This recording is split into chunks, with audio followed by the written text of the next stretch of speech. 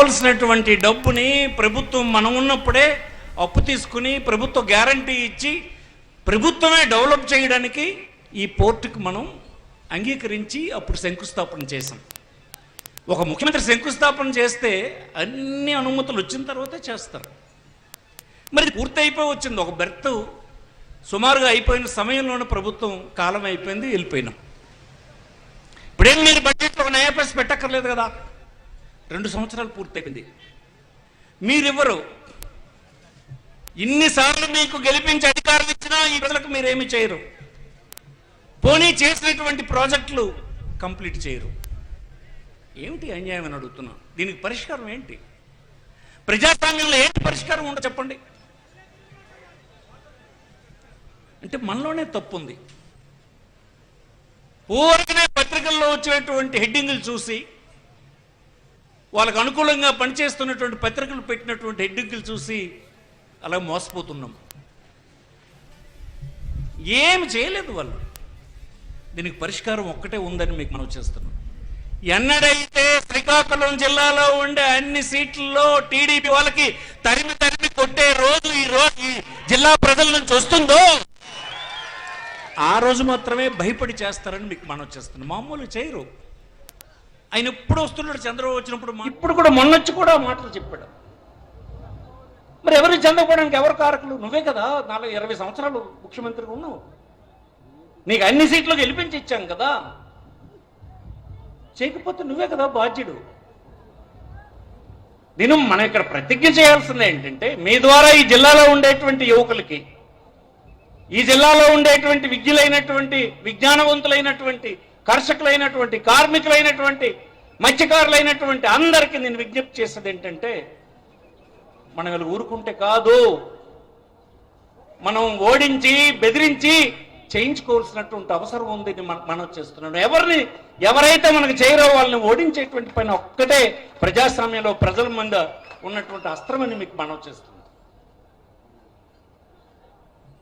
ఈనాడు ఈ పోర్ట్ అయిపోతే అనేక రకాల అనుబంధమైనటువంటివి వస్తాయి. ఆనాడు ఎవడు ఈ పోర్ట్ కట్టడానికి రాలే. ప్రైవేట్ పీపుల్ ఎవరు కట్టడానికి రాలే. భోగాపురం ఉందంటే డిఫరెంట్. భోగాపురం ఎయిర్పోర్ట్ ప్రైవేట్ వాడు డబ్బు పెట్టి కడతాడు. దానికి కావాల్సినటువంటి భూములన్నీ అనుమతులన్నీ మనం తెచ్చాము. తెచ్చి శంకుస్థాపన చేసి ప్రైవేట్ వాడు డబ్బు పెట్టి పూర్తి చేయడానికి ఇచ్చాము. ఆ ప్రైవేట్ వాడు కడుతుంటే ఆ ప్రాజెక్ట్ని ప్రతిసారి విజిట్ చేస్తూ అది మీరే కడుతున్నట్టుగా యాక్షన్ చేసి మేమే కడుతున్నామని చెప్పి అబద్ధం ఆడారు. ఇంకా అక్కడితో ఆగారా? ఏకంగా ఈ పోర్టు కూడా మేమే శాంక్షన్ ఇచ్చినాము, చంద్రబాబు శాంక్షన్ ఇచ్చినాడని చెప్పే స్థితికి కేంద్ర మంత్రి గారు దిగజారినారు. అందుకే ఈవేళ ఈ సబ్ పెట్టడానికి కారణం రామ్మోహన్ నాయుడు చెప్పినటువంటి ఆ దొంగ మాటే ఇది కారణం అనే సందర్భం మీకు మనం చేస్తాం. ఈవేళ మరి చెప్పలేడు. ఈవేళ ఎవడూ చెప్పలేడు. ఇంక ఇతరులు ఇచ్చారని చెప్పేటువంటి లేదు. వేలాది మంది ఈనాడు ఇక్కడ వచ్చి వాస్తవం ఏంటో తెలుసుకున్నారు. కానీ ఇది మనకు సరిపోదు. ఇది సాధించాలి. సాధించేదాకా మనం పోరాటం చేయాల్సినటువంటి అవసరం ఉంది. దానికి గాను ఈవేళ చూడండి 3.5 లక్షల కోట్లు ఎప్పుడు అప్పు అయిపోయింది 2 సంవత్సరాల్లోన. నేను అప్పటి నుంచి చెప్తుంది అదే కదా. హైదరాబాద్లో మనల్ని తరిమేసినప్పుడు మనం బాధపడింది దేనికి? హైదరాబాద్ అభివృద్ధి చెందుతుంది, మన తాలూకా రాజధాని అది, వచ్చినటువంటి డబ్బంతా అక్కడే పెట్టుబడి పెడుతున్నారు. ఆ పెట్టుబడి పెట్టడం వలన పోన్లే మన రాజధాని అభివృద్ధి చెందింది అని అనుకుంటే 65 సంవత్సరాల తర్వాత వారు వెళ్ళిపోమని చెప్పారు మనకి. మనం ఒట్టి చేతులతో వచ్చేసాం. అంటే 65 సంవత్సరాలు ఒక ప్రభుత్వానికి లభించిన డబ్బంతా మీరు ఒక దగ్గర పెట్టేశారు. ఆనాడు కూడా మాకేం జరగల, వచ్చేసాము. మళ్ళీ ఇప్పుడు కొత్త రాజధాని అని ప్రారంభమైంది. ఈ రాజధానికే మళ్ళీ డబ్బంతా పెడతానని చెప్పి 3,50,000 కోట్లు 2 సంవత్సరాల్లో అప్పు చేశారు. ఇందులో 1,000 కోట్ల రూపాయలు ఈ బీద జిల్లాకు చంద్రబాబు నాయుడు గారు పెట్టారా అని అడుగుతున్నాను నేను. 1,000 కోట్ల రూపాయలు ప్రజల ఆస్తుల్ని పెంచేటువంటి కార్యక్రమం ఒక్కటైనా చేస్తారా? ఇంకా 3 సంవత్సరాలు కూడా ఇలాగే అయిపోతుంది. ఒక 6 కోట్లు 7 కోట్లు 5 సంవత్సరాలకు వాడుతారు, వందల లక్షల కోట్లు వాడేసే డబ్బంతా అక్కడ పెడతారు. అమరావతి అలాగ అభివృద్ధి చెందుతుంది. అంతా చెందిన తర్వాత అమరావతి చుట్టూన్నోళ్ళు మనకేం చెప్తారంటే, మీరు మళ్ళీ అమరావతి వదిలేసి వెళ్ళిపోయండి అని చెప్పి హైదరాబాద్ లాగా వాళ్ళు కూడా అంటారు. అనరా? ఎప్పుడైనా ఒక ప్రాంతాన్ని మీరు నిర్లక్ష్యం చేస్తే అభివృద్ధి చెందిన ప్రాంతం వాళ్ళు ఏదో ఒక రోజు ఆ మాట అనకు తప్పరు. మీరు సమానంగా అభివృద్ధి చేయాలన్నటువంటి సందేశం మనకు హైదరాబాద్ విడిపోయినప్పుడే మనకు అర్థమైంది కదా. హైదరాబాద్ వాళ్ళతో పొరపాటు చేయడం వల్లే మనం నష్టపోయినామన్న తెలిసి మళ్ళీ ఇప్పుడు ఏర్పడిన ప్రభుత్వాలు ఏం చేస్తున్నాయి? నువ్వేం చేస్తావు, జగన్ ఏం చేశాడు? అందుకే జగన్ ఏం చేశాడు? ఈ పోర్ట్లన్నీ వివిధ ప్రాంతాల్లో, వెనుకబడిన ప్రాంతాల్లో కట్టాడు. 8 ఫిషింగ్ హార్బర్స్ శాంక్షన్ ఇచ్చారు. దాంట్లో మన జిల్లా వాడైనటువంటి అప్పలరాజు తాలూకా పట్టుదల పని కూడా అందులో ఉందని మీకు మనం చేస్తుంది. ఈవేళ హార్బర్ మనకిచ్చినటువంటి హార్బర్ పని జరగలేదు. ఈ పోర్ట్ ఇక్కడ తగలడుతుంది, అక్కడ వంశధార ప్రాజెక్ట్ అలా ఆగిపోయింది. ఏంటి అసలు మీ ఉద్దేశం ఏంటి చెప్పండి? ఎందుకు మీతో మేము ఉండాలి? జగన్మోహన్ రెడ్డి ఎందుకు మెచ్చుకుంటామంటే అందుకే మెచ్చుకుంటాం. కుర్రోడైనా మొదటిసారి ప్రభుత్వంలోకి వచ్చిన పరిపాలన అంతా వికేంద్రీకరణ జరగాలి, అందరికీ అభివృద్ధి ఫలాలు అందాలి అన్నటువంటి ఆలోచన తప్ప?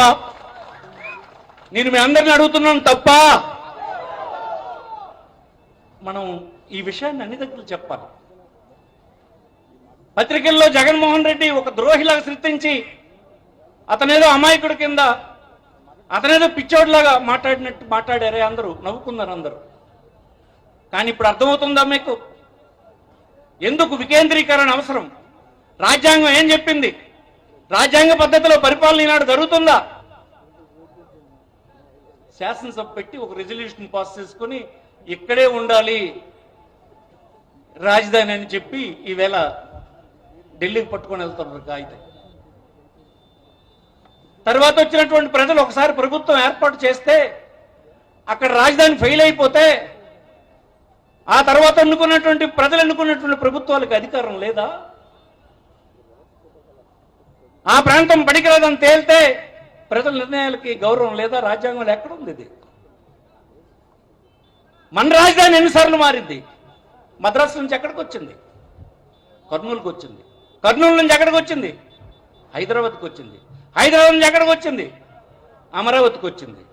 మరి అమరావతి నుంచి ఇంకో ప్రాంతానికి వెళ్ళదా? నువ్వు రాజ్యాంగంలో పెట్టేసి ఉంచేస్తావు మమ్మల్ని అందరినీ, అక్కడ ఉంచేస్తావు, ఇక్కడ జైల్లో పెట్టినట్టు మా అందరికి ఇక్కడ బంధించేస్తావు.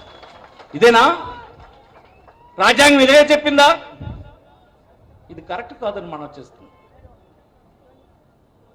ఉద్దానం ప్రాంతంలో చాలా మంది ఈవెంట్కి చనిపోతున్నారు, ఈవెంట్ కూడా చనిపోతున్నారు. ఏం చేయాలో దుక్కుదాచినటువంటి పేదరికం అక్కడ ఉంది. వాళ్ళందరికీ మీ మాయ మాటలతో మోసం చేస్తున్నారు తప్ప కనీసం మేమిచ్చినటువంటి నీరు అందించేటువంటి కార్యక్రమం ఇప్పుడు చేయండి. కనీసం ఆ డయాలసిస్ సెంటర్లు పనిచేసినట్టు చేయించండి. ఇక్కడ వంశధార ప్రాజెక్ట్ ఉంది, ఆ ప్రాజెక్టు ఒరిస్సా ప్రభుత్వంతో మాట్లాడి అక్కడ ఇక్కడ మీ ప్రభుత్వాలు ఉన్నాయి, వెంటనే నేరేడు బ్యారేజ్ శాంక్షన్ చేయించే పని చేయించండి. ఈ మూలపేట పోర్ట్ని వెంటనే పూర్తి చేయడానికి అడ్డు పెట్టకుండా వారికి అన్ని రకాల సహకారాన్ని అందించి పూర్తి చేసి మా అందరి తలగా ఆశయాన్ని నెరవేర్చే పని చేయండి. మేము ఎంతకాలం ఇలాగ ఊరుకోవాలని అడుగుతున్నాను నేను. ఈవేళ మనందరి ముందున్నటువంటి సమస్య ఒక్కటే, మనం ఊరుకుంటే ఈ జిల్లాలో మరి ఎవడు మనల్ని అభివృద్ధిని మన వైపు చూడరు. మన అందరం జిల్లా ప్రజలందరినీ ఒప్పించే పని చేయాలి.